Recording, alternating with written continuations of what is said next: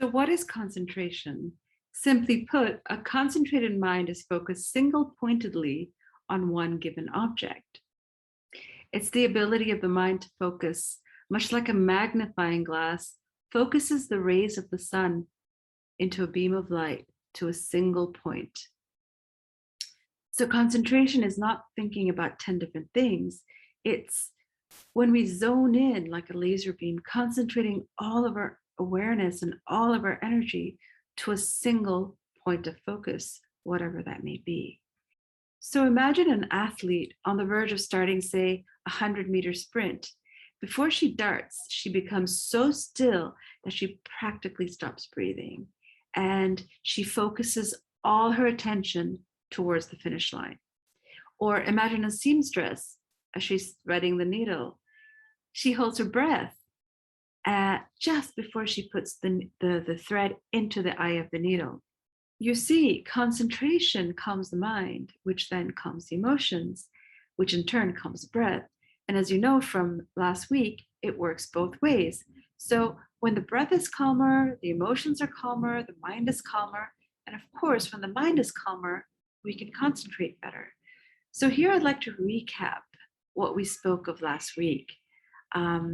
As the conscious mind, which is normally fully engaged with the outer environment, becomes stiller and begins to interiorize, there are two directions that it can take.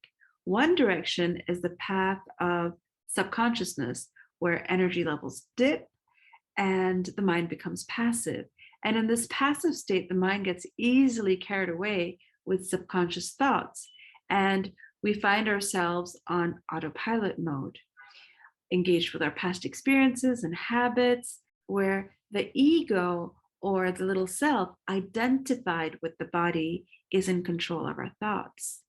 Or you can take the path of superconsciousness, where you dynamically raise your energy as your mind becomes super focused and super concentrated on the object of your meditation, until you reach a state of heightened energy and expanded awareness, where your higher self now is in control of your thoughts. And it's really a matter of how much energy you put out and in which direction the energy goes. Now, this rise of subtle energy is accelerated effortlessly by leaps and bounds when we put joyful effort. Like we discovered in the last session, when we're excited about something, our energy automatically shoots up. So bring dynamic enthusiasm to your meditation, not grim determination, and see what difference it makes in the quality and the depth of your meditation. Because treating meditation like it's a chore, will not get the results that you're looking for. So right now, let's do a practical experiment together. Close your eyes and gaze at the point between the eyebrows. And with your eyes closed, try to notice if you feel an upward moving sensation. Okay, now bring the gaze down again behind closed eyes. And now do it once more. Bring the gaze up towards the spiritual eye. And see if you feel anything. It could be as subtle as a little inner tickle around the neck and the head area. And if you don't feel anything, it's okay. With regular practice, you'll become increasingly sensitive to subtle energy flowing. Okay, and now let's try something more. Again, behind closed eyes, with your gaze up. Now, bring a soft, gentle smile to your lips. And feel the sensation of that smile. Do you feel a further opening, maybe? An upward movement of energy, perhaps in your heart area this time?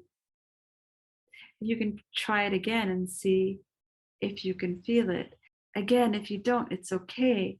With the regular practice of meditation, you'll begin to feel and become more aware of these subtle movements.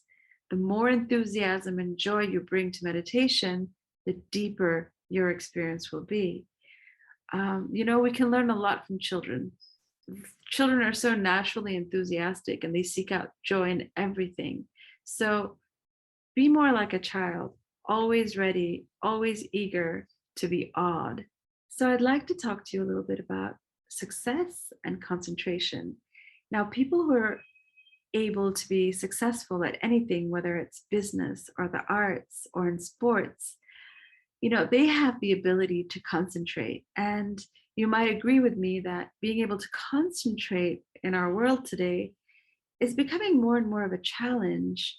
And because we live in such a fast-paced society where we're constantly bombarded with stimulus from all around us, social media, the news, advertisements, you name it, our reality as it is demands that our minds be scattered and doesn't allow us to sit in silence and focus within, because it's constantly demanding it to look here, to look there, to do this, to do that, and depriving us of that time to connect within and hone our powers of concentration.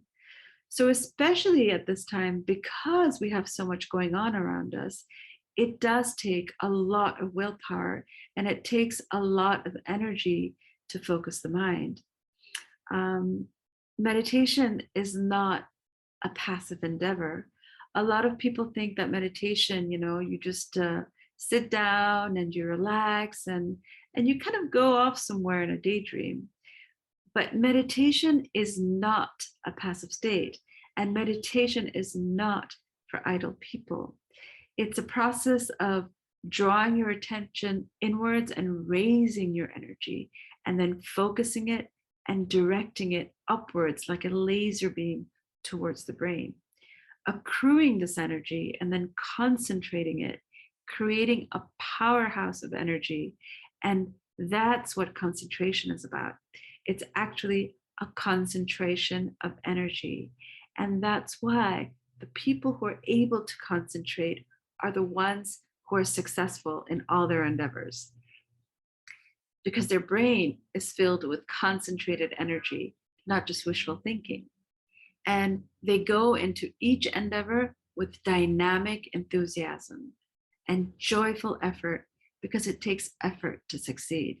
So remember, it makes a big difference when you sit in meditation with enthusiasm and joy, not grim determination, because joy and enthusiasm shoots the energy upwards and encourages energy flow, whereas grim determination restricts and constricts the upward flow of energy.